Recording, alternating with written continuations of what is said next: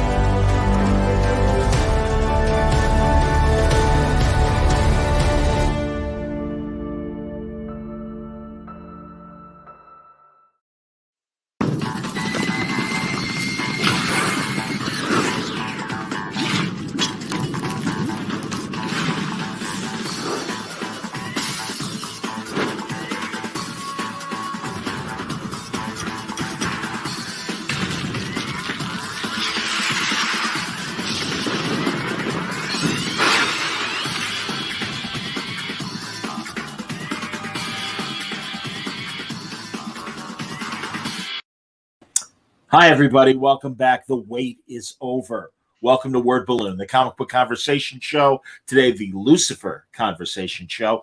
John Suntress here. So happy to welcome the co-showrunners of Lucifer as it takes its victory lap. The show dropped on Friday.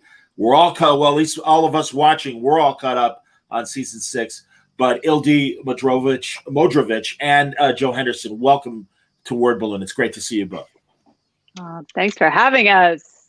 Yeah, happy to be here. And by the way, if you have not watched season 6, come back to this when you are done because we are going to talk everything. Spoiler alert. Yeah, absolutely. And I have to tell you, I mean, we're gonna talk about obviously the last episode and the season in general. But I really love that first episode, and especially knowing Mike Costa and the Magic fan that he is. It was so great to get that much of a Magic episode from you guys.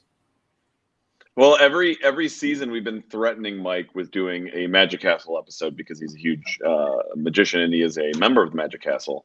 And ironically, he was the one who pitched it this time as the premiere because every year we're like, well, then Mike's episode will be the Magic Castle episode, obviously.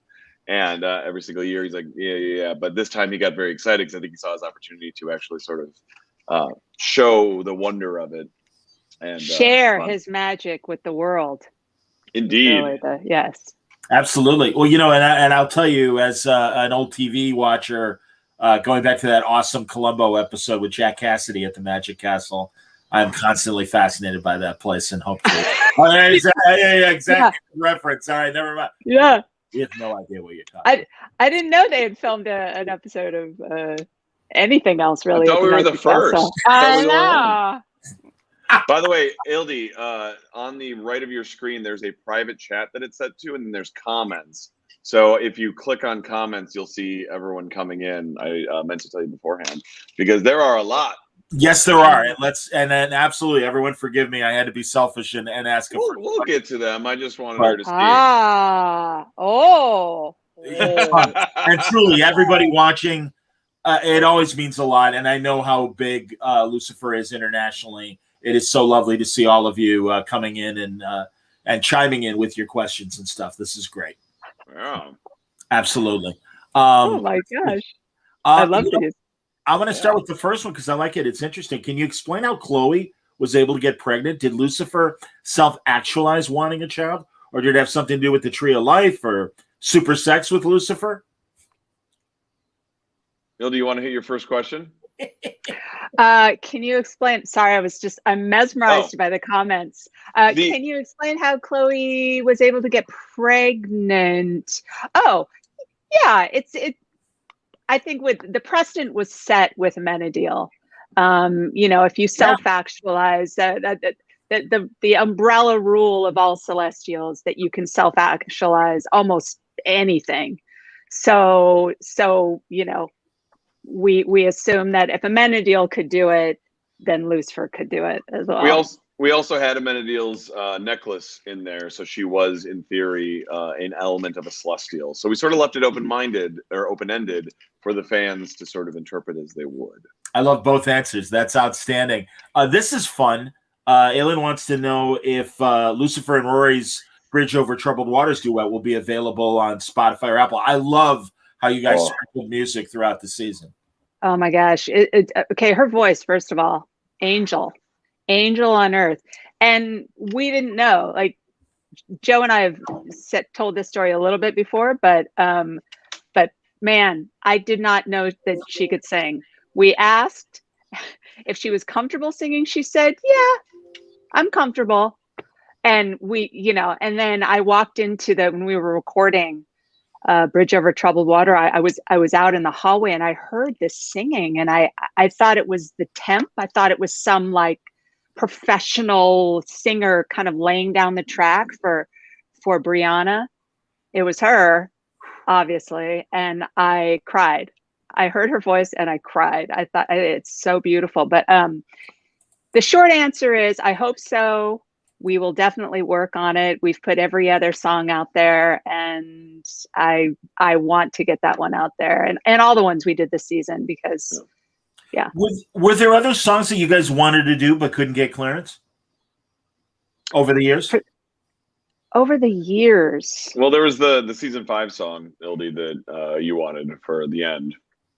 The father and son, or Oh, the Cat Stevens, yeah, right. Cat Stevens. We did go after that at one point, and then but this for a lot of different reasons we ended up going a different way. One is that some people they like their music to kind of live in the ether and not be associated with any one thing, and I get that. So that was one of the reasons why we did it. John, very important update from Mike Costa, who may or may not be listening live. That episode of Columbo was not actually shot at the Magic Castle, and we did.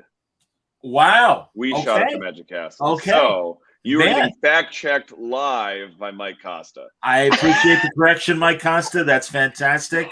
Fake. Yeah, man. All right. That's good to know. Very cool. We're legit.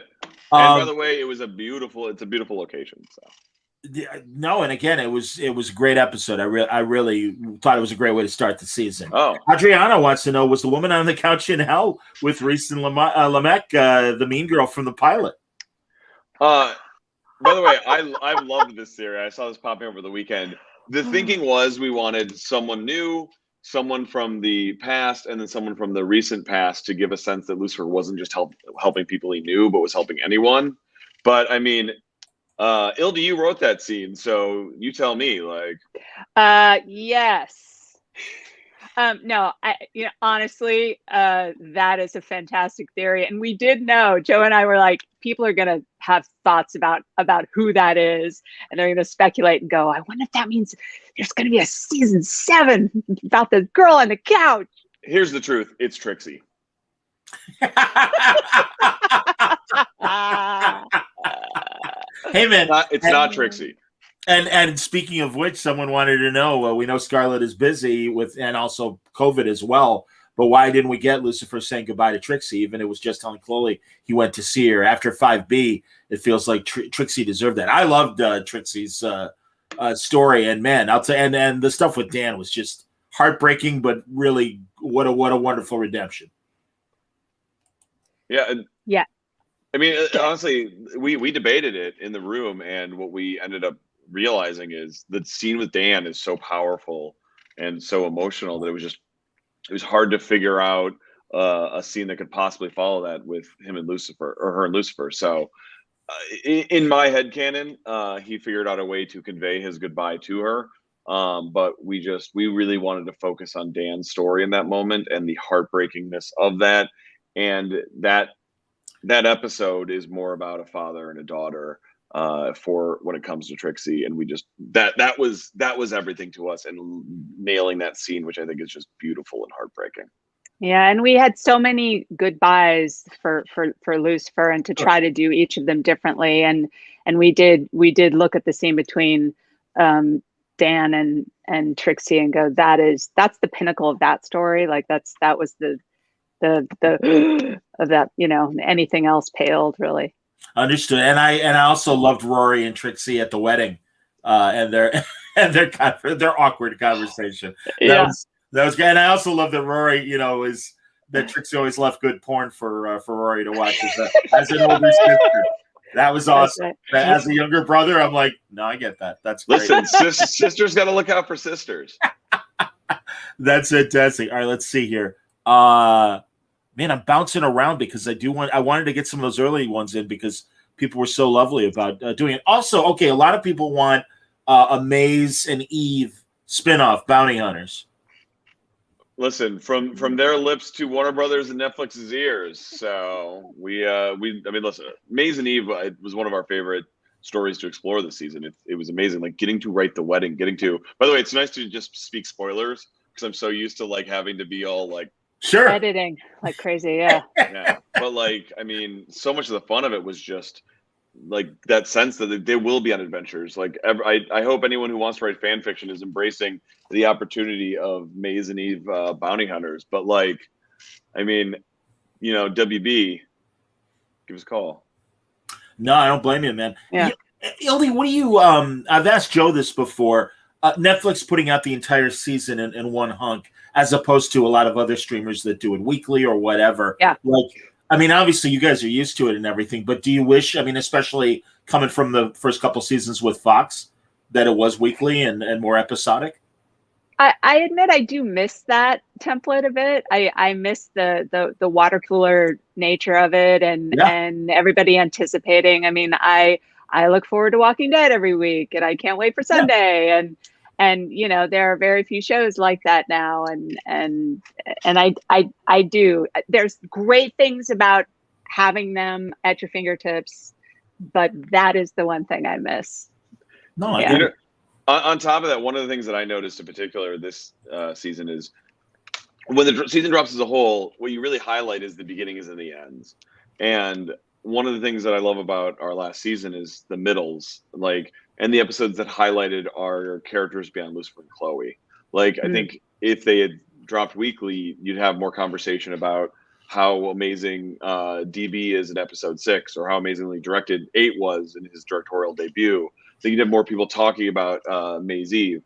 I think there's also a beauty of having it all out at once so that people don't try to murder us for our cliffhangers and things like that. But I think there's so many stories in the middle that I hope as people rewatch and as conversation continues get highlighted, because so much of our cast did just such incredible work. I'm with you, and especially that Amanda Deal episode 6 of really focusing on him as a cop. Really, the entire season, watching him be a cop and bonding with his Training Day partner. You couldn't help but feel echoes of Training Day as he was getting his feet wet, being in the car and everything. And again, a really nice little send off and forgive me, I forget the character's name and the actor, but she was great. His mentor on the street, and that's lovely. Obviously, she gets to be a detective finally. That's wonderful. Yeah. Fun fact, Maren Dungy, who played oh my gosh, I'm blanking on her name. Sonia Harris. Sonia. I was like S-O something. Sonia. Sonia Harris. I went to college with Maren. Maren is one of my best friends. Cool. And lives right down the street from me. So, yep. That's awesome. No, she nailed it. She's amazing. Outstanding. So good. Good. And that episode in particular made a good callback. Watching Amanda Deal just kind of deal with it and everything, and suddenly finding a new purpose of, and also actually giving Chloe a new purpose with the department in terms of, hey, I thought the department was doing its job. It clearly isn't. Another reason why I should be back here and everything. And that was That was cool. Yeah. See, the whole them finally getting together and doing it as we to put it curtly. But you worry about that. Forgive me, but like series hangover of all right, they did it. Now what? I mean, I remember that with Moonlighting, and even you'll forgive me again, showing my age. But even like I Dream of Jeannie got like old after they got married, and it's like, all right, now what? I mean, so John, do you have any references that exist after 1981? I know. I'm sorry. I know. You know what? Right. I Dream of Jeannie is a classic. Yeah. No, there's always the will they, won't they, and if they will, then will it be ruined? Question is always there on the table, and that's, I think, why we, you find so many conflicts, and it's easy to find conflicts, but this final season, we hope that them being together and sort of battling a conflict together was still interesting. Yeah. No, definitely. But yeah, I just wondered, because again, it's just I think like you said, it's kind of a third rail sometimes when you reach that point and you want that sexual tension, and then afterwards it's like, yeah, all right, where do we go? But no, I thought you did great. Oh, here, this is interesting. What did Lucifer say to Lamech in his ear in 5B that freaked him out so much in season 6? He said, "There's going to be a season 7." No, kidding. No, I don't know. Well, speaking of will they, won't they, same thing. Your imagination, I think, comes up with way worse things than. And I think it was more sort of a metaphorical thing than a literal thing. It was basically he brought hell on earth to Lamech. In however he put that in words, that was the effect. That was the effect of what he said in his ear. Okay. Or he says he loves you guys. I'm definitely forwarding my therapy bills to both of you. I like that. That's awesome. I saw a good one, which is someone asking about. They'd always asked about Chloe knowing about Lucifer's sacrifices. Yes. And so I saw a couple of people asking about that. And yes. And so Chloe, one of the things I'd said in season 5 is that Chloe always knew about Lucifer's sacrifices, and everyone was like, that's not good enough. We want to see her learn. We want to see her learn it. And so when we were going to season 6, I at least wanted to dramatize it. And we all were like, how do we get to that moment of sort of showcasing how he sacrificed for her? And we're like, well, that's a moment that already happened with Chloe. So how do we bring it into the now? And what better way than his daughter finally understanding him via all of the sacrifice, and then Chloe being able to hear it and feel it, but through her daughter's eyes. So we did skip over that moment of Chloe learning all of those sacrifices. And I know that a number of the fans are not pleased about that. I say, please write a wonderful piece of fan fiction about it, because that is an opportunity for you to do so. And I love those things. And now that the show is done, I might read them. But we really wanted to honor that request and find our own way to do it within the story. And to me, it was a beautiful opportunity to showcase to Rory how much her father loved her mother. Yeah, to me, it really was implied in episode 8 when Rory reads the book and all those flashbacks happen. It's sort of implied to me in there that, like Joe was saying, Rory learns of them, and then she and Chloe then speak about them off screen and talk about them, in the future, because they have a whole lifetime. That episode, by the way, episode 8, and forgive me, Rachel Harris's book and everything, fantastic, and really, what a great way to frame everybody. And we've been on the journey, so it was really cute to see those great shorthand scenes of blah blah blah. Hey, I got some blah blah blah. I found a cult. Hey, and by the way, I solved another case while I'm sitting here blinking. Outstanding, very very funny, really great. Cool. So no, yeah, and you guys really did have clips of old episodes in there too. So that's all new. Oh, it was all new. Okay, we good. We wanted to do a clip show without doing a clip show, right? And that's I'm obsessed with those episodes that sort of are a love letter to the episodes of the past, and so is Jenna Mata. And so the two of us in particular were conspiring, and then Ayana like jumped into it and was like so excited, and Ildy was not excited. She didn't care about the episode at all. I didn't care at all. No. But what we really embraced was just this idea of like, how do we show different kinds of perspectives via this book?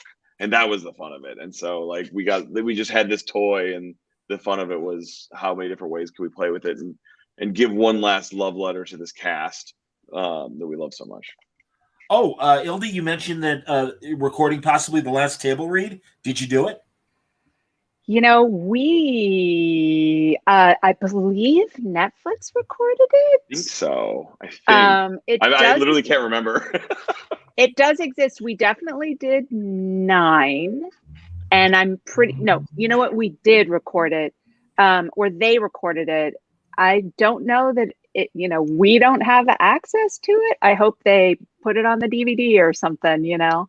That's my hope for it, but it's recorded. It lives out there somewhere. Very cool. Marina appreciated the shout outs to Brazil, Sao Paulo on the to-do list, and May spending their honeymoon there. Absolutely. Yeah, so we appreciate our fans in Brazil who are so wonderfully supportive, and I believe Chris Rafferty in particular gets credit for making sure those were in there. Excellent. Let's see here. Man, everyone is just going fast and furious, and I really appreciate it. Oh, well, they want to know when we'll see bloopers. They exist. If if they'll be released soon, or They exist. And I was actually worried because like in COVID, like how much did we really get? And you know what? Our cast knows how to be funny even in COVID. So yeah, did we put has that reel been put together? It has. Yeah, that's right. Yeah. It exists. So yeah. The weird thing is like Ildy and I screen stuff and look at stuff, and then it just goes into like an ether, and then at some point it gets revealed, and we're like, oh yeah, we watched that. Cool. Oh yeah, that did get done right before the editing room wrapped. I remember. Yeah. So at some point we will make sure we get that out there. Okay. Yes. And here's another Trixie reason. Any reason why it was just Rory and Chloe for Chloe's death scene, and Trixie wasn't there? This is an interesting thing. Trixie, what was there in one cut? There was one cut where it was a, you know, age-wise, it was an older an older Trixie. Trixie would have been, you know, 65, 70 or whatever. Sure. And there were other people. There were also cops from the future, you know, like around the bed. And so it was Charlie was there. Charlie was there. Yeah, there were a bunch of other people in the room, and we just decided in the editing room that it was not. It just everybody. It would have begged the question, who are those people? Just because they weren't immediately recognizable, and it also made us sad because like, wait, where's Rachel and where's where's Dr. Linda, and like where are all these people, and I think you'd have to do the math of, oh, they're probably dead, and you know, oh, that's right. Even though Rory looks like she's in her 20s, it's actually 50 years later, and there's so much going on. We wanted to focus on the simple emotion of mother and daughter.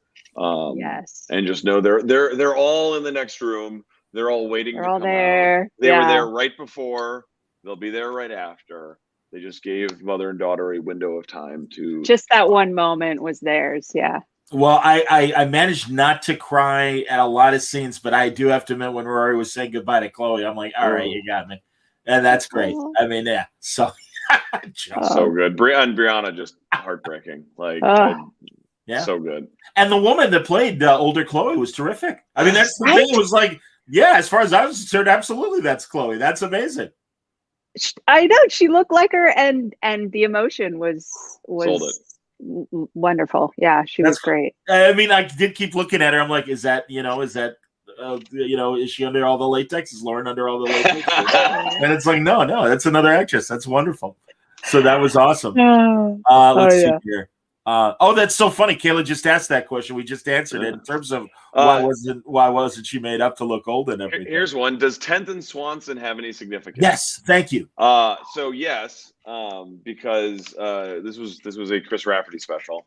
He and I spent a bunch of time talking about it, and Illy and us and all, and it was Swan Song is the idea. the idea of a goodbye. And then Ildy, correct me if I'm wrong, 10th was just the 10th episode. I think we were just saying like, Yeah, I think it was the 10th episode and Swan Song. Yeah, the 10th Swan Song. yeah. So that's our overly clever way of getting 10th and Swanson. Okay, and this was asked a few times. Are there more improvised scenes beyond the panic room scene? We heard that the panic room scene was improvised. Who? Just the moments within it of them like dancing and everything. They had like a little bit of improv within that. Okay. Within it. Yeah, but we actually wrote every single step, every single moment. When they blink, we say blink. Yes. They better blink or turn, look, nod. It's all in there. I'm trying to think of any improv from season 6. A lot of times, like Tom in particular will like add a line at the end of something, and sort of like add a zinger or like tweak a line. We didn't have the same flow we normally do because of COVID, so like we weren't on set as much to sort of riff. Ildy, I'm trying to think of any. I know I can't think of any. The dance, not. Oh, no. I was going to say some of the stuff at the farm, I think, was the farm in episode 4, if I remember right, between Chloe and Lucifer, just when they were talking right before he flies away. I think they improv some of that. But ooh, I've got a good one. When we're doing the animated one, I wanted to ask about the animated one, please. We hadn't decided that Tom was going to do the devil voice. And so we were sort of like, would you be willing to do this? And so he literally came up with that, excuse me, voice while we were doing it. And then added in that, excuse me, I'm doing my work. Like doing it like the Stephen Merchant sort of nebbish voice. Like that was just him just sort of riffing. So that was a really good one. Like he literally, we were like, hey, we can hire someone else to do the devil, but do you want to play? And Tom played. Who I meant to ask about the animated scenes. What studio did the animation? It's the Harley Quinn folk. That's great. Boyle, sure. And we were lucky because I think they were canceled at the time, and so they were available. And then the show came back, and we lucked into this window of availability. And God, they're so good. Very funny, and I appreciated Lucifer's chin butt. Tom had final approval. We showed him all of the pictures. And listen, Tom did know my predilection for butt jokes and how much I wanted to do it. But we were also like, Tom, whatever you're comfortable with. And he chose maximum butt. I love it. Geez. All right, man. Everyone's like asking a million questions and they immediately pop up right when I'm going to get to it. I do see him. Green Run Wonder. Did Lucifer visit Chloe in secret? Maybe he did laundry when Chloe was at the beach with the girls. Does Chloe have a human body again so she could visit Rory on Earth? Interesting. All interesting. Well, we have talked about this. Like, did Lucifer, was he able to come and secretly visit Chloe? And we like to think in our heads that yes.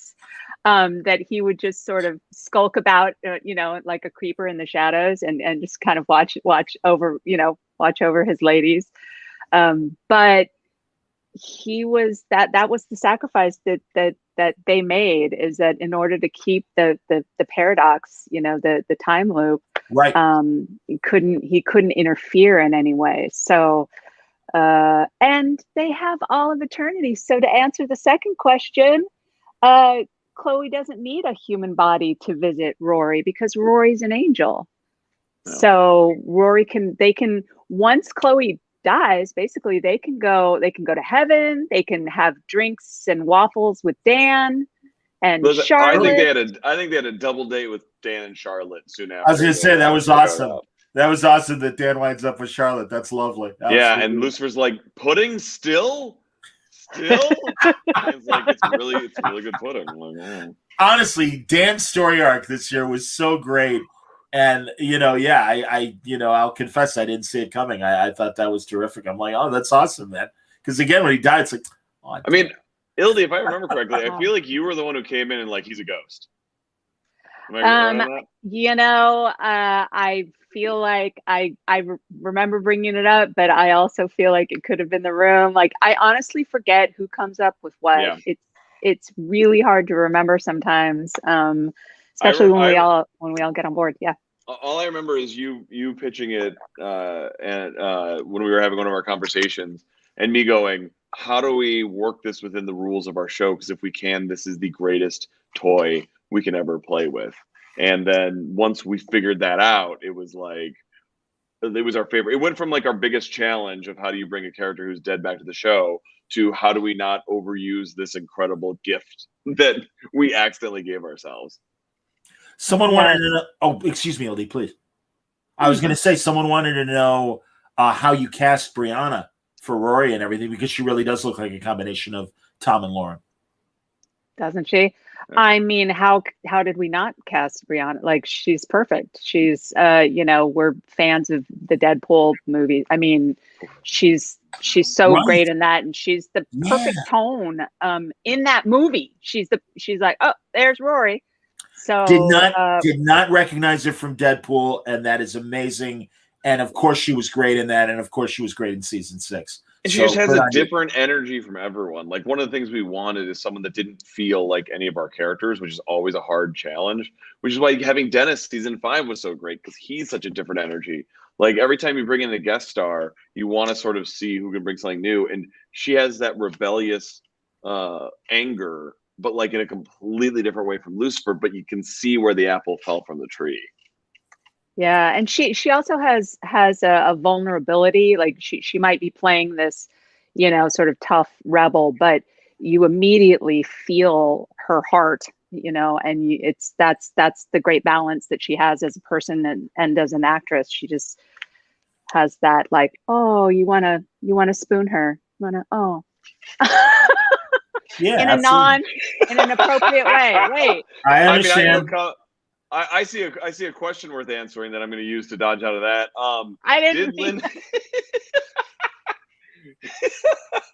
Go ahead. Did Linda end up not publishing her book because of Rory? Because why didn't she read it sooner? And yes, because of, in particular, she learned a lesson from that journey. Like she learned, for one thing, Dan was terrified of that being out. All of these things happened, and we actually had another scene that we ended up cutting of sort of seeing the new book she had written. Ildy, if you want to speak to that, since you might have had a part in that. The book? Well, the scene. Sorry. Now I was reading comments again, and I was completely. We shot a moment where Linda had written a new book about therapy with Lucifer that Ildy had cameoed in. So yes. That did not make the cut, but there was going to be a scene. We basically decided everybody had one moment in that montage, and we decided the sort of more emotional scene was when Charlie got his wings, when baby Charlie got his wings. But there was at one point a scene where we saw Dr. Linda back in her office, doing therapy to a regular lady, and that regular lady was me. And since Ildy cameoed in season 4, episode 2, it was the continuation of the same character who Amenadiel side-eyed at the coffee shop. I, for one, was excited to see her adventure continue, but Ildy cut herself. That's awesome. I did. Gabrielle wanted to know if Chloe is bisexual. She hopes so because she identifies with Chloe. I have seen no evidence why she is not. I mean, Lucifer is. So there you go. Sure. Yeah. No, I'm hip. And then I there was a time when, especially at the beginning of season 5, when Maze and Chloe didn't they kiss or whatever? I mean, I know they worked together and everything, but wasn't there like a moment? That was Maze misinterpreting the intimacy of their friendship and or trying to basically fill a void of emotion. But yeah, I mean, like I think Chloe's bi, so I say yes. Sure, why not? Sure, absolutely, man. And also, we already asked the table read question. I just saw that pop up again. So it is earlier in the chat. Hopefully Netflix did. Ooh, See how if did we- you pick the name Aurora? Ildy, I'm trying to remember how we landed Good. there. Oh, it's because of the Aurora Borealis, or the Oh, David Yeah, Boreanaz. Yes. there's not David Boreanaz, or Aurora Borealis, or whatever. I love Dim and Angel. Yes. You know what I'm saying? Not Yeah, the Borealis, I think, or whatever. Yeah, no, the lights, the Northern Lights, or whatever. Yes, Yeah. It was I'm with you, because Ildy. of Don't that. worry. Yeah. I feel like it's The another Lightbringer. Christopher special. Oh, there you go. Sure, the Lightbringer, very good. Yeah, we were going for that invocation of reason. light, the idea of like light dawning, and really just selling that sort of idea. But we also didn't want to be too overt that you would guess at her identity, which is both why the nickname and also why it's a little bit of a step. Also because it's Chloe's choice, not Lucifer's, so we didn't want it to feel too neat. Oh, that's funny. Dante thought it was an homage to Sleeping Beauty and her being Princess Aurora. Oh, I like that. Yes, and I'm pleased that everybody's making fun of my Aurora Borealis. Costa, Mike Costa is chiming in. Well deserved. Oh. Lucifer was the light bringer, and Aurora is the light, which is a much more There you go. succinct Well way done, of Mike. saying it. Thank you, Mike. That's what you get to do when you can just type it, as opposed to being on this live. So, the Kellen one wants to know if Chloe fell in love again, or did she remain celibate all those years? Ooh. I think that she just remained celibate, but I feel like, again, maybe Lucifer visited her on very, very, like, when nothing for sure would ever change. That's right. Go ahead, who's to say when someone can sneak in for a little bit of right. Well, that's why at the end of Avengers Endgame, I'm like, oh, I really hope Cap like secretly was like just foiling crimes for all those decades after he went back for Peggy and everything. Yeah. Right. And was so old. It's like, come on, man, you were still Captain America, weren't you? Please. Yeah. So I get it, everybody. Believe me, I totally get it. That's what's awesome. Rory's last name? Yes, I was about to hit on that. Yeah, please. Morningecker. Deckerstar. We actually did joke that her name was Rory Deckerstar for a little bit. We did joke about that, yeah. Ori wants to know, and you guys may not know, but it did come up in our last conversation, Joe, if any Funko Pop Lucifer dolls are on the horizon. I know, man. Clearly, we tried. We have called so many different times. Here's what happened. They occasionally planned for them, and then we would get canceled. And then you'd have to start the whole process over again. And we just ended up getting canceled too often. It's weird, though, right? I mean, they exist for so many shows. I don't get it. Vince Gilligan has one.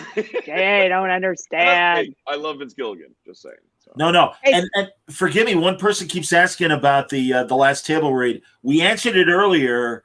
I just feel bad that you keep asking. No, it exists. We don't know where it is. We don't know where it is and everything. So yeah.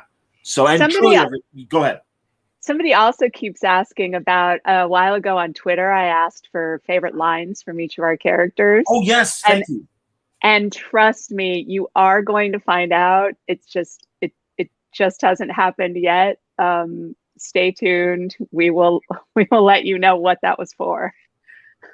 Will Michael? It is not for new content. Don't think that it is not for new content. Okay. It is not for new content. It's a personal thing that you will be a part of as soon as it happens. Had you thought about bringing Michael back? I see some Michael comments.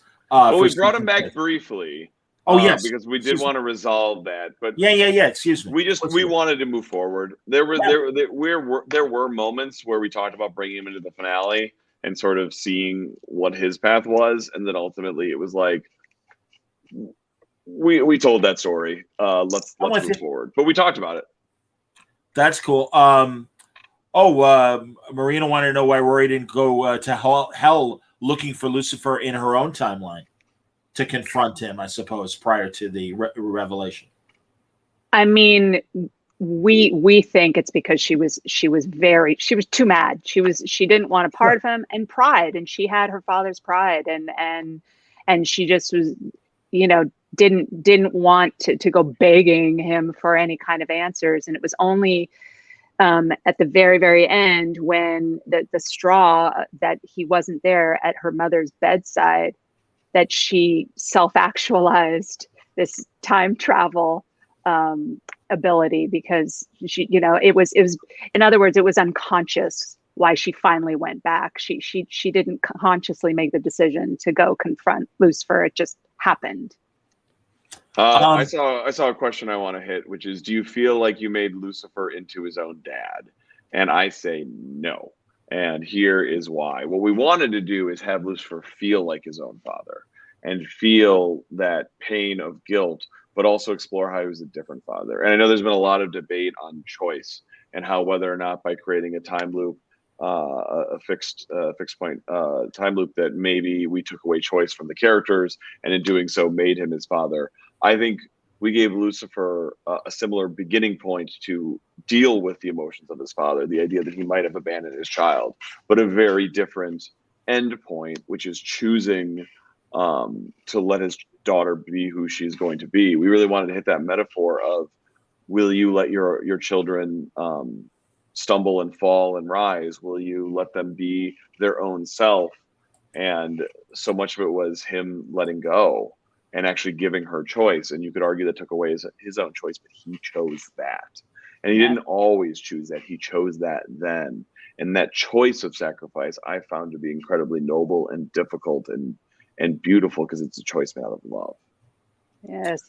And he did also adopt the socks with sandals, which I think is a very important trait of his father. And I think that was, sorry, I'm just going to go on as if this is some reverent comment I'm making.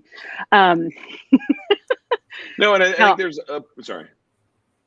Oh, I was going to say, I do think, go for it. Is that I do think that the most important thing is that he understood how his father felt. He understood, he got to, empathize with the way sometimes as a parent, you intend for the best things to happen to your children. And sometimes you screw up. We all screw up. And that's what we wanted him to feel, is what it feels like to see your child in pain and to think, I caused that. Okay. And forgive me, I was answering one of the comments. But anyway, Madison is very determined to get an answer to a question we've answered. We already Love answered you, Madison. Yeah, several times, everybody. And again, recorded, Netflix recorded. We don't know when it's going to pop up, but they recorded it. Last thing really quick. There is a very strong parallel between Lucifer and his father and choosing to let people make their own choices. And I do agree with that to a point that he did become his own father, in as much as he realized that, which is choice is hard, because so much of choice is stepping away. And I do love that parallel between them, because to what Ildy was saying, he is understanding what it is to walk a mile in his father's sandals with socks. But I think it was done in a different way. And also, for people talking about her missing out on her childhood and all that, he was also there for her when she needed him most. And to me, that was a beautiful thing to be able to see too, that moment where she really needed him. He could be the father she needed at that exact moment. It would be fun. People were surprised first that Charlie got his wings, which was lovely to see. But also people are like, oh man, it'd be great to see Charlie and Rory together, and then growing up and everything. Another fabulous idea. Hello, Netflix. Yeah, you guys go ahead and call. And Joe, someone was asking, couldn't you do a Maze and Eve comic book? Oh, I love that idea. I mean, I would love. Listen, I as a comic book writer, I would love to do any of that. So DC. Regarding that, if I may, because I want to follow up the what was DC's attitude? Because obviously the comic does take its own path, and I'll be honest, I hadn't been paying as close attention to the current DC comic, and I don't know how much it took from the television show. So I mean, again, we've certainly seen, alternate versions that reflect the TV shows. I mean, my God, right now they dropped Batman 89 and Superman 78. So, it's possible. Yeah, and listen, they've been super supportive. They've been awesome. We've never gotten to a point of anything like that, but I think partially because the show was going. And so the stories that we could tell in comics are stories that we'd want to, in theory, tell on the page. And so now that the show is over, It's who knows? That'd be awesome if they wanted to. I understand. Is Rory's time travel a power, or does she have just mojo to make it happen? I guess was the question. It popped away so quickly. It is her self-actualization. All right, fair enough. Yes. Okay. I like that.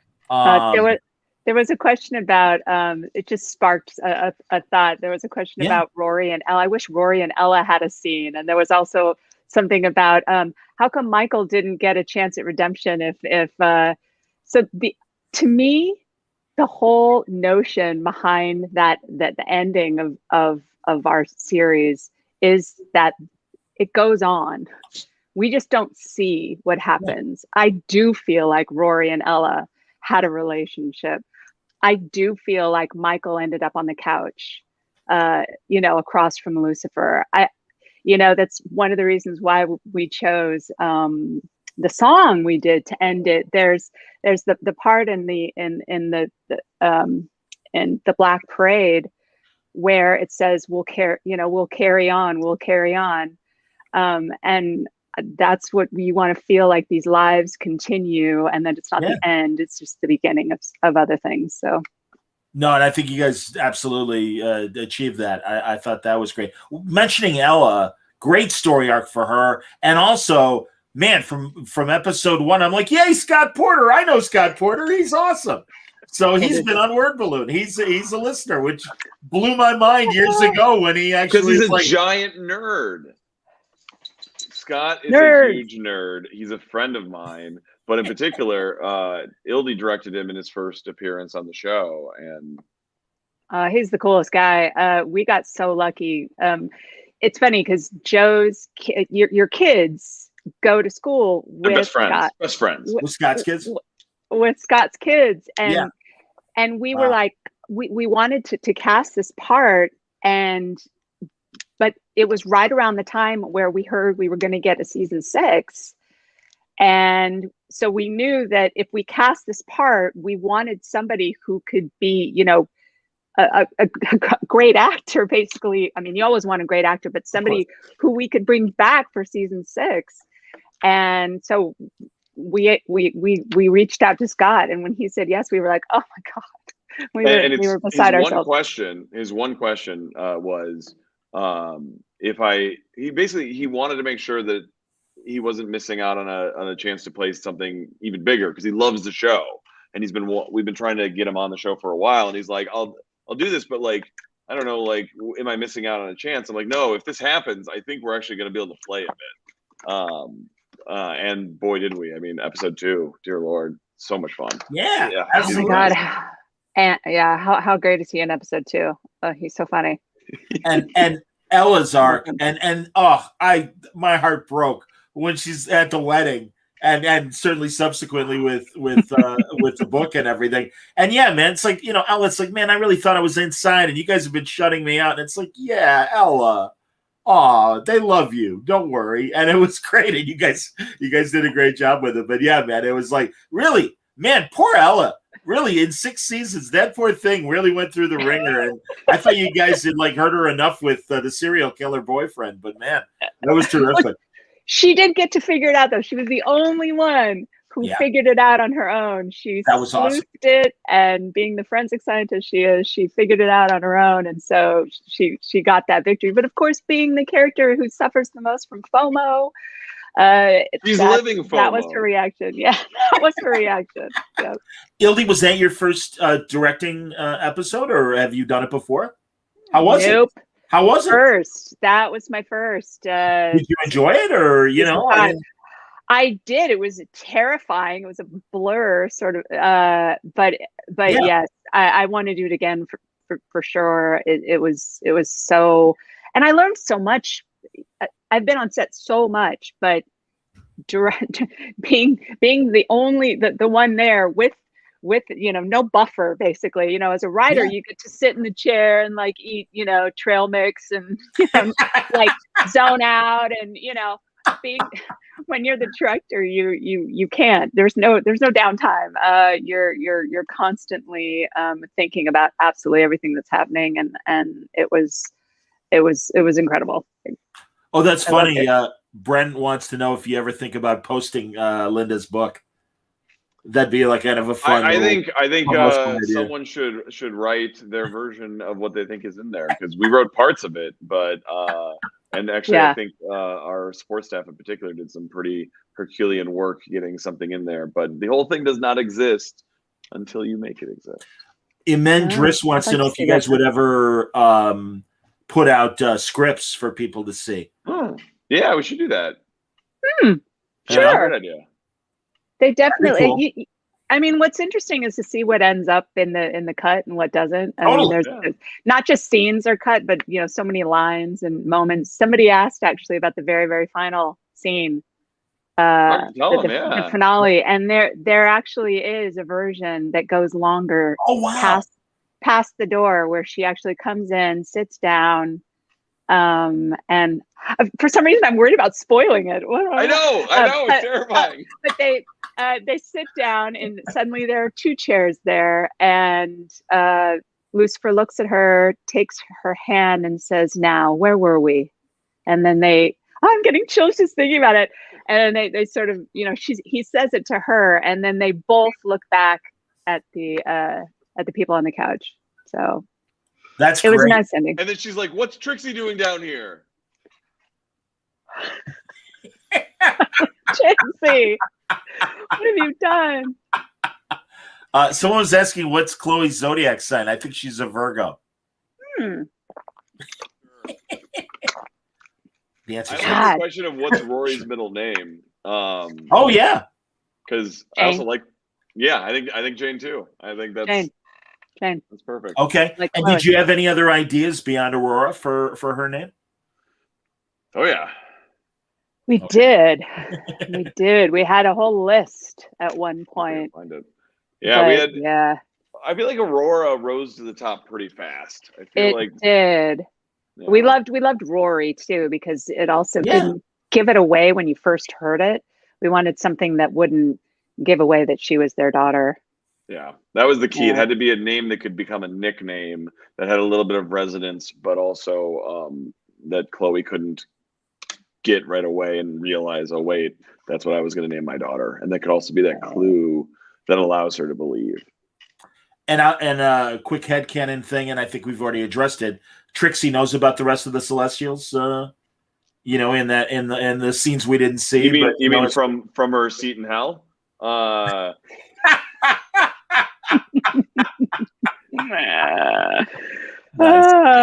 Very nice. My headcanon. Ildy, what do you think? Yeah, I mean, yes. I feel like the thing with Trixie is I feel like she always knew. Somewhere in the, it's kind of like from the mouths of babes, like from that very first scene when she sits across from Lucifer and he says, he says his name and she says, "Like the devil?"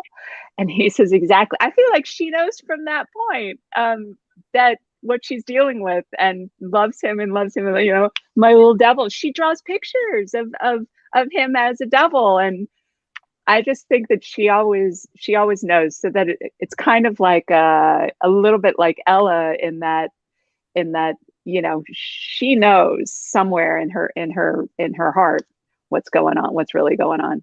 Scarlett really I was going to give it up again to Scarlett, because I've said that to Joe every year. It's like every year it's like, because and really no disrespect to children in general, but just as a viewer, sometimes a kid character could really be kind of a not my favorite or whatever, but she was always genuine.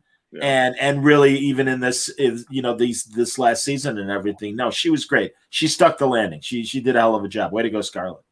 And I think a lot of kids can get sort of awkward and strange as they grow, or whatever. Not strange, but you know what I mean. They're adorable little, but Scarlett is. I feel like she's Jodie Foster. Like, I feel like she's just gonna just keep on getting better and better and better. And she's such a kind person. She's just that's awesome. Great. That's great. Well, no, you're right. The kid who played on Lost, in between becoming an older kid, and he suddenly shot up and he got really, really tall, and he went from being this cute little kid to this basketball tall kid. So it's pretty well. Yeah. Sorry, I'm turning my phone off. I hear it. No, it's okay. All good. So one of the Let's questions answer. was the significance of August 4th, and Ildy, I don't remember. Is that? I think I know Really? what it is. It is. That's what I thought. Yeah. It's my kid's birthday. That's what I thought. Oh, hey, that's awesome. I think. Yeah. And there was another shout out to my kid. Joe put, I think it was in your episode, wasn't it? Yeah. Clover's birthday. I wrote it as a surprise to you. So. Yeah, it was August 4th, Clover's birthday. And I think. Yeah, you're right. Rory You're right. even, I literally wrote it and I forgot. Rory even says that. Yeah. I put And it in it's the like, script Clover, as a who's surprise. Clover? Yeah, and then the thought was that in the future, Clover is this huge music star, which is what Clover wants to be. So hopefully.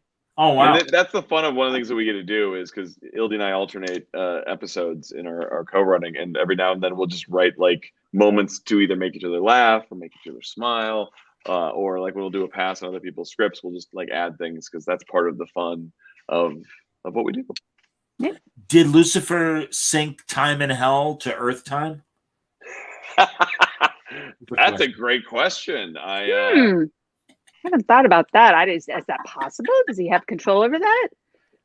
I think that's. I would love to read the fan fiction that explores that concept.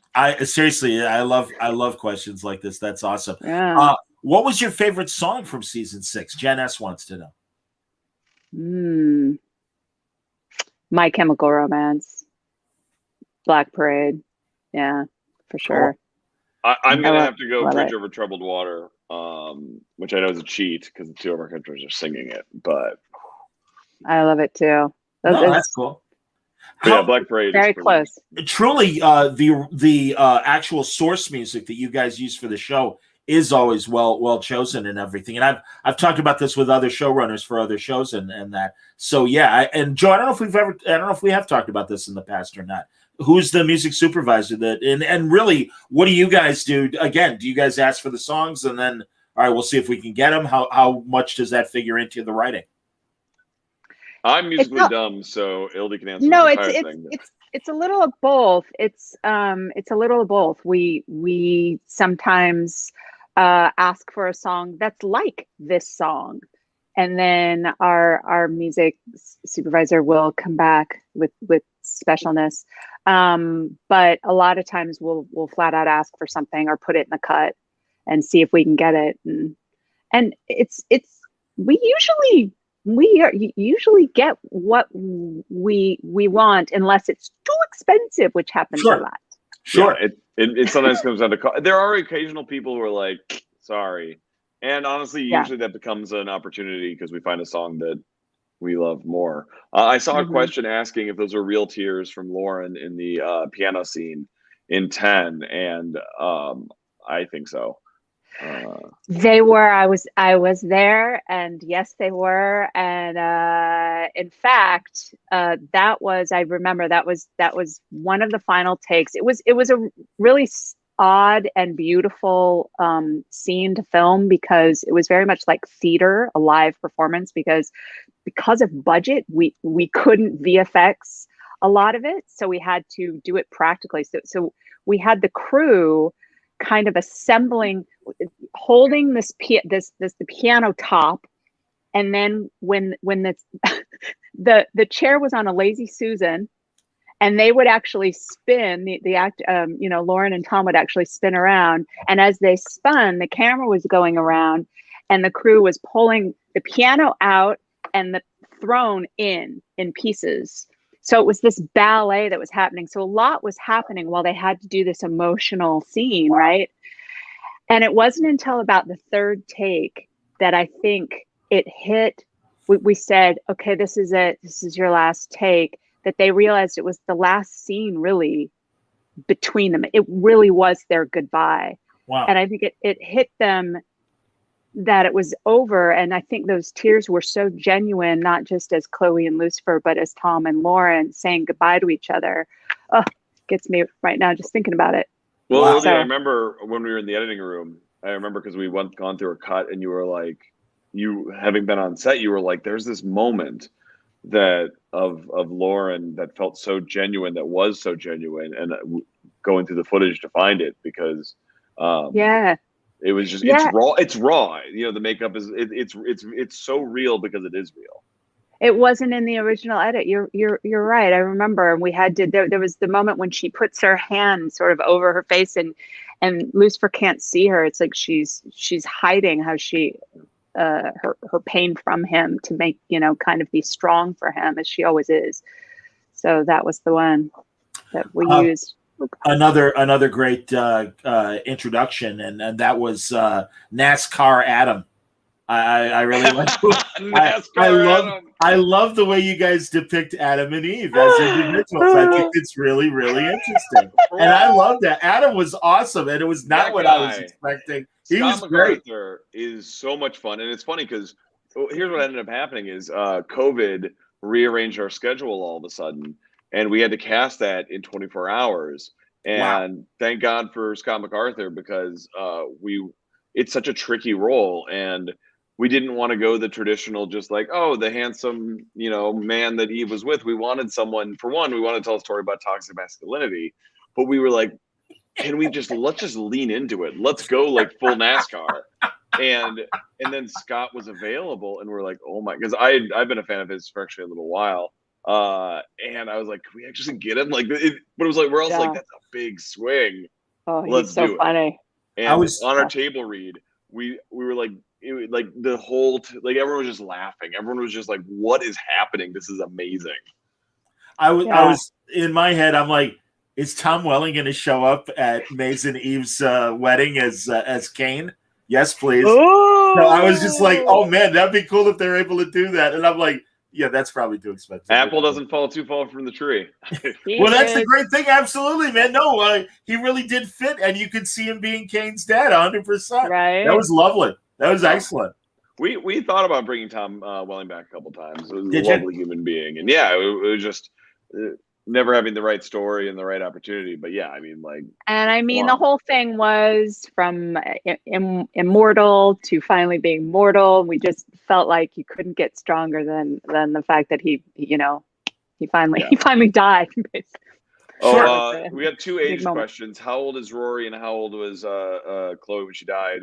Chloe was probably like, what was it, like 90, and Rory was probably you know, in her 50s or 60s or something. So, and again, Rory's like Lucifer. Lucifer was thousands of years old, but he was an eternal teenager. She was older than she should have been, but she's an eternal teenager as well. Yeah, she's celestial, so she doesn't age. Absolutely. You know, and mentioning Tom, beautiful dog, by the way. What's your dog's name? Thank you. This is Izzy. Hi, Izzy. Good girl or boy. Izzy could be either. I understand. You know, I saw Crossing the Lancey. Come on. All right, it's a girl. There you go. Girl. Isabel. Absolutely. Or Isidore. Isabella or Isidore? Or just Izzy? Just Izzy. All right, fair enough. That's cool. Izzy. I was going to say, as far as the macro of the series goes, and I've said this to Joe before, but my first chance to tell you, Ildy, so many of the big bads each season were so terrific. I mean, Tricia Helfer was great. And I always forget the British actor that played the priest. Graham McTavish.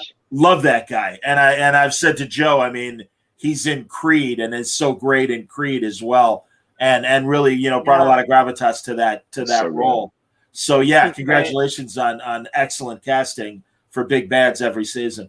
Yes, and Kevin Rankin, who was Malcolm, season 1 was so good. And well, one of the things we played with when we were doing the Jimmy Barnes thing early on is maybe for a little bit that was Malcolm. We were playing with bringing back a season 1 villain, and we were sort of going between the two because we wanted to sort of revisit someone who Lucifer hated, and those were the two from season 1 that he hated. And what it really came down to is COVID limitations. We couldn't get either actor to come to Los Angeles. They were both out of town, and we realized that if we got Jimmy Barnes, we could take a 50-something actor, animate them, and then have a different actor play in the 30s. And so again, limitations become opportunity, because I think the Jimmy Barnes story was great and really illustrative of what we were dealing with. But I mean, we love Kevin Rankin, and God, it would have been fun to play with him again. Someone's asking if casting a cast member from Bones was that intentional, and I love the Bones jokes that are in the show. That's great. Well, so I just saw this on Twitter because we did intentionally cast one season 3, but apparently in this last season we also cast a Bones actor. That was I didn't know that. Yeah, someone was posting about it. That was unintentional, but I like to think a men of God looking out for us. And is May still immortal? That's a good question. Good question. Well, he says yes. I think so. I don't see any think reason why not. So because it's funny is I'm a little behind with my kid. We're watching season 5, and we just watched the one where Maze and Eve say kind of goodbye for the 50th time, but to each other, because Eve refuses to wear the ring to be protected. And I feel like that's where that they accepted the fact that Eve could die at any moment, and I think that's part of their evolving relationship. Okay, I'm looking at more questions. Will you guys do any sort of and I know with COVID it's really hard, but any sort of like victory lap convention appearance, even just the two of you, or and that kind of thing? Did you guys do a Comic-Con at home? Did you do a San Diego? We did a San Diego. I believe we're both signed up for LuxCon, right? We are. There's a Lucifer only con called Luxicon I think it's sold out though. But maybe not. In Birmingham. So, in Birmingham. Okay. In February of 2022. Yeah. And if anyone else wants to invite us to them, we do like to, meet the fans and hang out and travel to strange places. So will other cast members? Because Victoria's asking when the next Lucifer cast reunion might happen. There's a bunch of them. The cast going to different conventions. When it comes to an actual cast reunion, I don't know, but I mean they're doing the circuits, and they, I think a number of them are going to be at LuxCon, and maybe almost all of them. So, and we would love to come to Australia. Please, we would love to come to Australia. Please invite us to Australia, or tell someone to invite us, because we're happy to go. Here, spanning the globe, Australia and New Jersey, please. Jersey. Yes. Jersey. Why was the ring moved to Chloe's middle finger? Are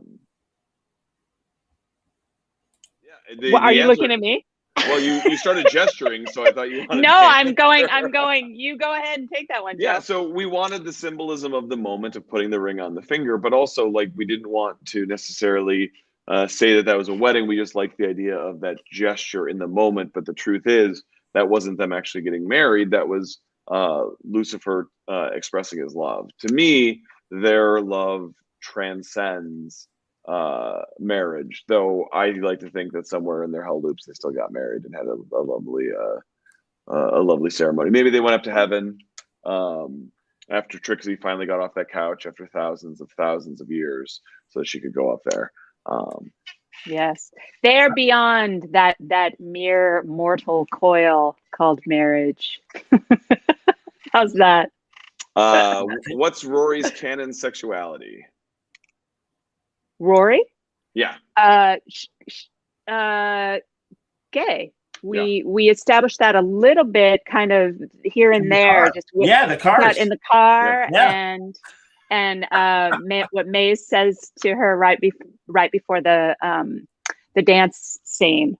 She says, "All of the I've chosen all the staff, the basically all the wait staff for you. So if you're interested in any in any one of the ladies or all the ladies, let me know." Yeah, she says it there. Yeah. And Lucy teaching her to drive was fantastic. Oh, there's your father-daughter moment, man. Yeah. I was a mother-son driver, and my stepmother hated driving with me. Almost gave me a complex over driving and stuff. So yeah, I could relate. That was fantastic. Oh, did Lucifer and Chloe have sex in the office? Bow chicka wow wow. So here's what I think happened: is after she walked in, they immediately started having sex, and then Reese and Lamech and Trixie were all like, Trixie. are they Trixie really doing her doing nails. this right? Yeah. Bored. That was Yeah. outstanding. Excellent. Lamech was riveted. Sure. Yeah. He's eating his croissants. So Yeah. excited. Yeah. Oh, and someone Popcorn. asked, what if Chloe were to have a time loop, what or rather a hell room? What do you think it would be? I'm assuming a hell room, more so than a time loop. Yeah. Ooh. Her dad. The first thing that popped into my head is her dad getting shot over and over again. Sorry. Oh, terrible. Dark. So dark. But that's hell, right? Yeah, absolutely. I mean, But for a go little ahead. bit, it was Not Saving Dan. So for about an episode, that's what it would have been. But then she overcame that. So yeah, it would be a question of what she felt guilty about at any given moment. Right. So that, yeah. And people keep asking, we've answered it already, the possibility of a Maze Eve spinoff. Both Joe and Ildy seem fine with that. It's a matter of Warner Brothers saying and Netflix saying, hey, let's do it. Bring it on. So, yeah. So that would be great. We're by the way, open to any and all. Yeah, and listen, one of the reasons we designed the season, like Ildy was saying earlier, is we wanted this to be a lot of beginnings. And we want you guys to like imagine where they could be going and what they could be doing. Like that's what's exciting is that they live on. Their stories live on. Even Lucifer and Chloe, the people who are frustrated about the fact that there is this time loop, like their adventures continue for a long time. Like they are helping people. They are going through hell loops. They're also having a ton of sex in that office. They have in front of Lamech and Trixie and Reese. Right. Like all their stories go on, and to me, the best endings are the ones that let you imagine what that story is. At the LuxCons, do they do fan fiction readings? I know it's something they should. Because I would imagine there's a very healthy amount of they really loosely should. fan fictions. Did you guys? I mean, and truly, I understand. Yeah. For purposes of you gotta keep your head in the game of what you guys are writing. Have you ever read any? Now that it's over, have you ever read any of the fanfic or anything?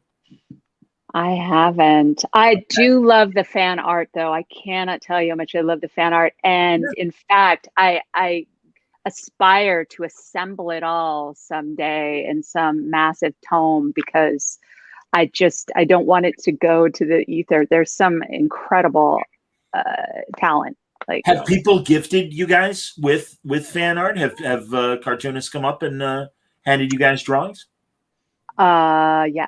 Yes. Cool. There's actually an entire comic book. Speaking of comic books, there's 2 volumes now. It's so awesome. So great by Leslie. God, I can't remember Leslie's last name.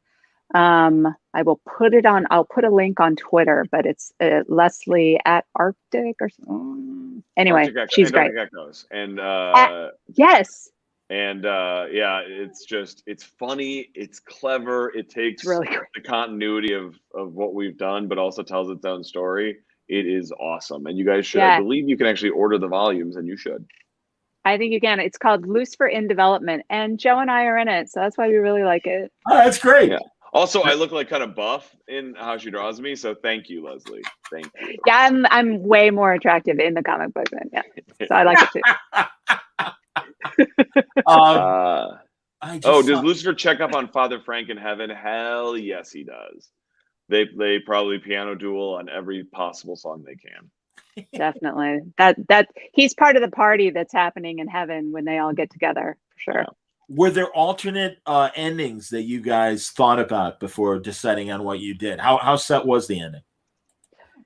Yes. Did we talk about this, Joe? Yeah, I mean, we went through many versions. We had this was the version we started with, and then we went down different paths, including breaking the time loop. We did explore it because we were like, you know what? Let's really let's test this thing. Let's see if we can get there. And then we really leaned into that for a while, and then we came back to this final version, which was slightly different from the first version. Because what we wanted to play with was the mixture of choice. We want to play with choice, and it was actually Tom who pointed out the idea that, well, are we taking away Rory's choice of her life, and feeling like that was an important thing not to lose. And that was something that we really sort of leaned into then, of like that's something that is crucial to the story of parents giving their children choice, and also just highlighting the fact that being a single parent is not a punishment. Right. Yeah, like Rory is this great kid. Sure, she was angry, but she was also awesome. She lived a great life. It's not like she was angry every single day of her life. She was just angry at her dad, but she also like lived a great life and had a good life with her mom and her sister. That was really great to see, both Lucifer wanting to be there, but her saying, "No, I get you now." And it really did, I think, explain your choice in a very serious way. Was there ever a thought of, because again, and I know, I get it. I mean, the love affair between the show and its fans is very self-evident by this never-ending ticker of questions that are popping up. But did you ever think about doing kind of the broken-hearted ending of him having to go and that they wouldn't be together, or was it always in your mind that, come on, even it's eternity is forever and eventually they would be back together, as we saw? Yeah, no, that one was never on the table. It was either a bittersweet ending or a super happy ending, like almost a where like Joe was saying, they did break the loop. And it was so much discussion about a fate versus free will. And that's that's why we kept going back and forth, because we're like, well, if you have free will, then you can have the choice to break the time loop. You can have the choice to make a different ending for yourself. But then, like Joe said, it all came down to the fact that Rory asked and said, please don't change me, because that would inevitably change her. And I remember we had a conversation at one point about like, well, would Lucifer want to change himself in the same perspective? Like if God was like, I'll take away your everything that happened up until this point, I think Lucifer realizes that then he wouldn't have found Chloe, then he wouldn't have found himself, like he wouldn't have found love, or at least the same love. And so it was one of those things of him projecting himself onto his daughter and his own journey completing to a certain extent. And he wouldn't have had the special skill set that he ended up with. He wouldn't have been able to relate to and help other people who have fallen, because he knew firsthand what it was to fall. And so, it was the lesson to, we are our great moments, but we are also, and almost more, our bad moments and our lowest points define us more than anything. No question. Yeah. And someone was asking why time loops as opposed to an alternate timeline. I mean, technically we have our ultimate timeline, and I see a lot of people asking about the AU Decker Star, the Once Upon a Time story. And if you're wondering what they are up to, I think they're going around solving crimes, and I think they're probably heading towards a similar path, because I think the more things change, the more things stay the same. And I feel like there's a certain choice mixed with destiny of the two of them. So I mean that not in the lack of free will, but I mean that in the same fact that they were drawn together regardless of circumstance. I want to assure a bunch of people in the chat that are asking questions that we've already answered. We have already answered them, and it wasn't just the previous question that I keep going back to about recording the table read. Rewind, and you'll find answers about merch and other Lucifer's self-actualization and the ability to conceive Rory and everything. All that's been covered. Rewind is your friend, and I hope you will go back and listen as opposed to that. But I just want to let everyone know. No, I'm laughing. Yeah. I'm laughing because someone just wrote, "Why are all the other angels such dicks?" Did a Menagod change that? And that is my favorite question so far, because that was a new question now that you filtered through the repeats. And listen, there's a lot of lovely angels too. And it just so happens that we might have highlighted the angels that are dicks because it was funny. But I hear actually Han Yobadil is great at parties. No, there you go. He's available. Let's Make a Deal seems very nice. And yes, that is a play on Let's Make a Deal. Chris Rafferty special right there. And someone was asking if you guys would do if you guys would do Paley Fest, but also there's that other Austin TV convention as well. and I can't remember the name of it. Right? You know what I'm talking about, Joe? Yeah, you know. Oh yeah, oh yeah. You guys know what I'm talking about? We're happy to have people listen to us bloviate. Well, we're around. So yeah, petition the New York and LA Paleys centers and make it happen, everybody. I'd love to. Yeah. Oh, that'd be great. I saw that somebody said they were disappointed that they never met Hen Yobadil, and I would say, hey, that's a great idea for a spinoff too. There Hello, it is. Netflix. Hen Yobadil. He is in the crowd, and Lucifer does point to him, so you can guess which one of them he is. So, like, I mean, you guys tell me, and again, I don't want you to reveal anything that you might have in the works, but I mean, do you guys want to relax and then maybe move on to the next thing? I mean, what can you tell us about future plans for both of you? I'm working on an adaptation for Shadecraft, which is my comic. Yes, sir. They Absolutely. do with Lee Garbett. So working on that with Netflix. Got a couple other things I'm doing. I don't know how to not be writing. So, but a lot of maybes floating around. Okay. Yes. Ildy? Yes. Same. Working on different things. About to pitch one show with another writer from Lucifer, Miss Sherry Elwood. We're getting ready to pitch something, and I was just working on something right before we talked. I was actually just working on something. So Atta girl. Good to hear. Working on things. Very cool. That's excellent. Seriously, guys. Honestly, and I've again had that opportunity to really talk to Joe about coming from that USA network previous to Mr. Robot World of great problem of the week, but also good story ideas season by season. And I really think what you guys were able to do in 6 seasons and straddle that very effectively. And I'll tell you, man, I'm not going to hate on here, but if people follow Word Balloon, they know that I've got my issues with other shows that aren't able to do the situation of the week and the long season story and balance it well. So I really think that's a testament. And Ildy coming from CSI Miami and where else, right? Am I right? Yeah. Okay.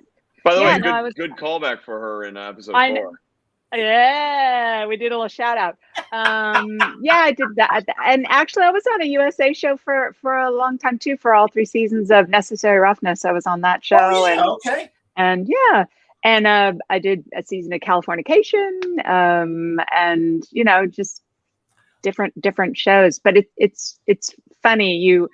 A lot of times the very first thing you write on, you sort of get labeled as that, and you're like, wait, I don't necessarily, that's not necessarily, all I want to do. So I'm glad I've gotten to with Lucifer to bust out of, I think, a lot of expectations that used to be on me as a writer. So I'm hip, and truly, I mean the USA thing, that formula is a compliment, because I do think it straddles drama and humor well. I mean, and that's the great thing. And it's funny because I was telling friends that I was talking to you guys this week, and they're like, "Hey, I haven't gotten to Lucifer yet." And I'm like, I'm telling you, it's a really fun show that beyond its mythology is just a funny show. It's a funny procedural that is able to do drama and humor at the same time very effectively. So nice going. Thank you. Let's see here. Why was Chloe drinking while pregnant? That was non-alcoholic champagne. She is a responsible mother, but also she likes to be able to celebrate. I saw another one that was exactly. It exists. My wife drank it. So boom.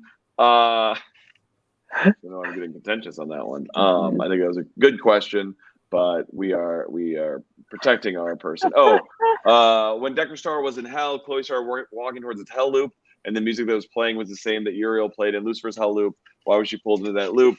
That was the hell loop from season 2, and I think it just drew her in because it is a personal connection to Lucifer, because that sort of ended up becoming a hell loop for Lucifer, and so it's sort of like it draws people close to Lucifer. I think there are plenty more stories to be told about that door. Headcanon, did Lucifer ever get a chance to hold baby Rory? I saw that too. Again, I feel like any sneaky moments that wouldn't for sure change a paradox. I mean, the paradox then Maybe.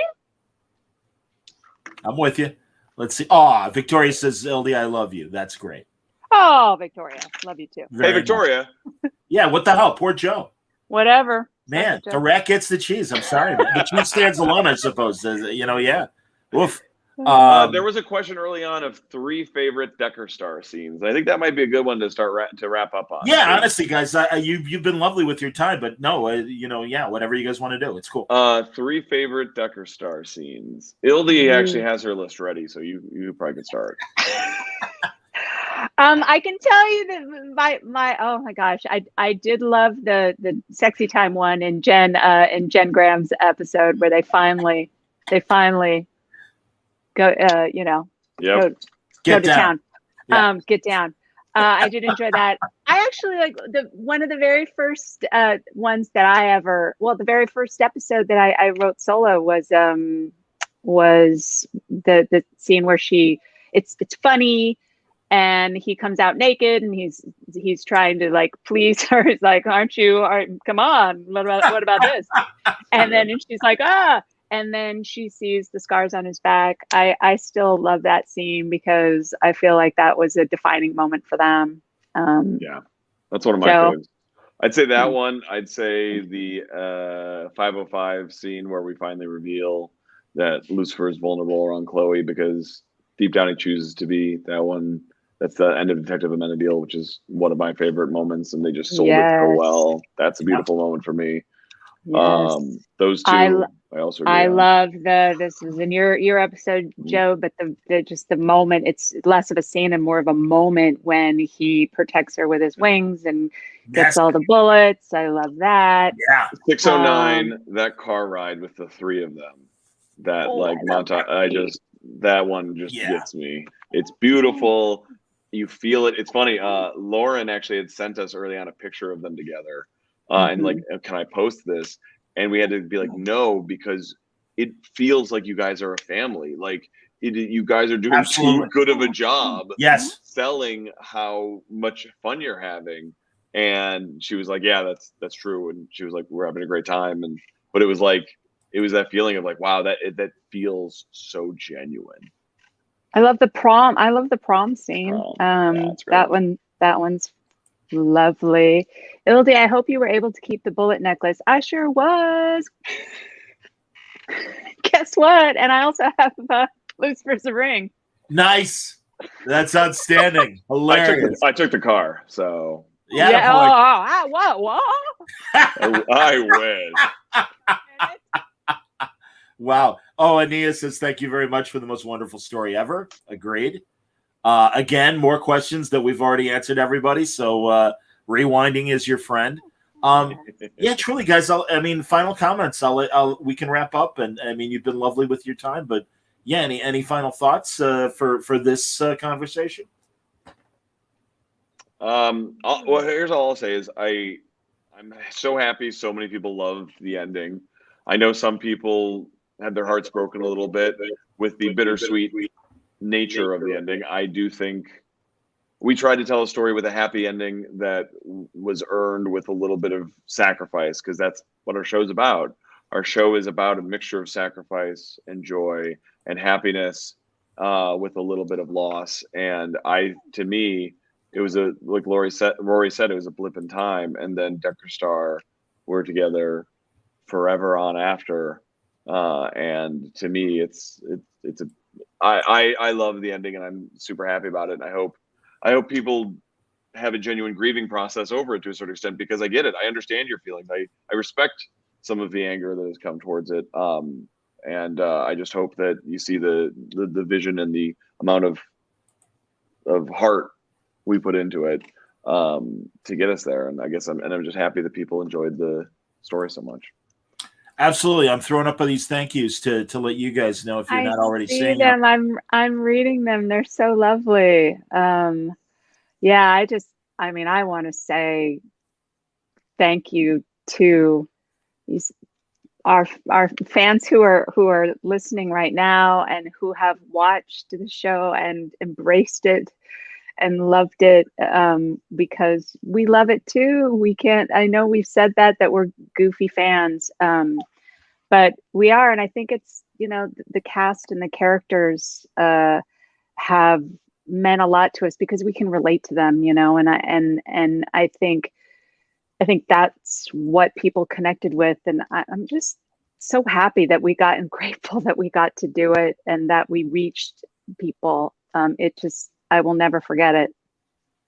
I like Nicole's comment. I'm a Christian. This show made me an atheist. Someone else had said, you know, what I do you cannot tell what that means, but what do you tell people? And this is something Joe and I have talked about, but Ildy, I'd be interested in your thoughts too. I mean, obviously there is that initial, it's a show about the devil, I'm never going to watch this thing, you know, and what do you, you know, yeah. So what do you do with that? How would you explain to somebody that came to you and said, you know, hey, I'm all for whatever, but the devil's where I draw the line, where I have sympathy for the devil, to borrow a quote. I mean, we were dealing with that a lot, especially season 1. We had a lot of people going, what are you glorifying evil, glorifying the devil? And if you really watch the show, you know, you find it is strangely religious in that it is about forgiveness. It is about acceptance. It is about sacrifice. It's about all the things that so many religions are, you know, based on.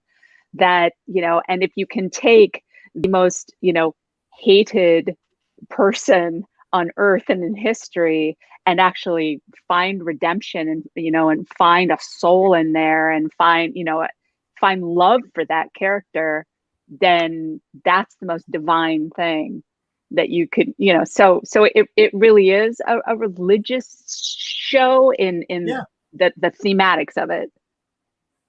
Understood. Yeah, I'm just, again, looking at some of these final thoughts. Yeah, everybody, again, you know, there you go.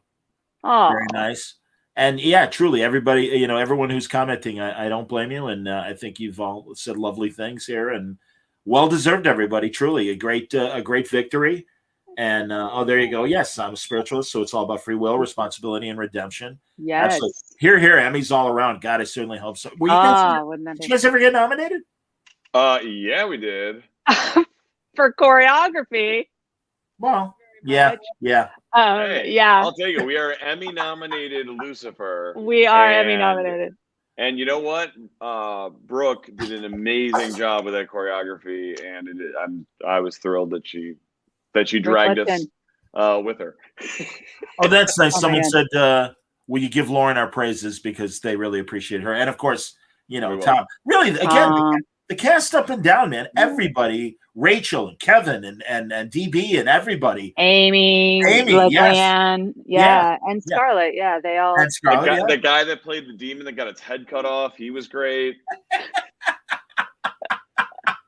No, we had an embarrassment of riches, and we always tried to remind ourselves of that, because and highlight it. So much of our job in the room was, how do we show just how talented these folks are, and hopefully we did it. You know, dude, I got to tell you, you posted that you were going to be talking to me today, and Rachel Harris retweeted it, and my heart was in my throat, because I've always, I mean, I think she's amazing. I think she's one of the funniest actors out there every time, and really, you guys gave her great dramatic stuff to deal with as well, and truly, I enjoy every performance she does, and I was so pleased when I saw her right away, and that was one of the first things I told Joe. I'm like, oh man, Rachel Harris, she's amazing. I'm so glad she's part of your show. But yeah, perfect example. Like, everyone knows she's funny, but wait until you see how much she'll break your heart. Like, that's the fun of so much of what we got to do. Absolutely. Yeah, I feel like when you first start writing. Yeah. Oh, she was great.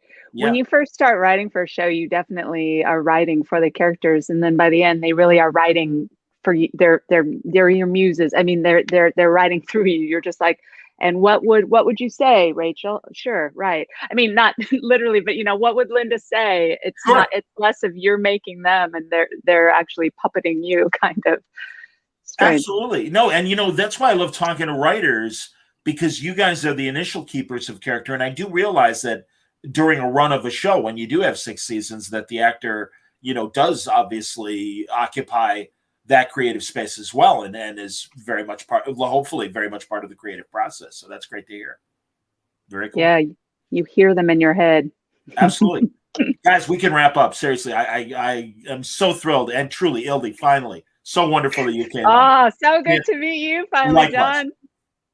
Truly, and having please, when you have something new, please come back. And Joe knows this as well. We'll continue to follow Joe's comic career with Shadecraft and other things, as well as his TV career.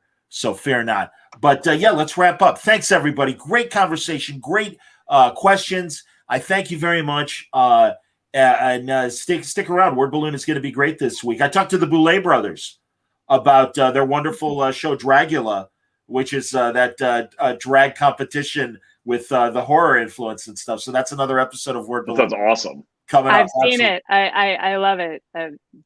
Drag's a big thing in my house. We like drag very much. That's awesome.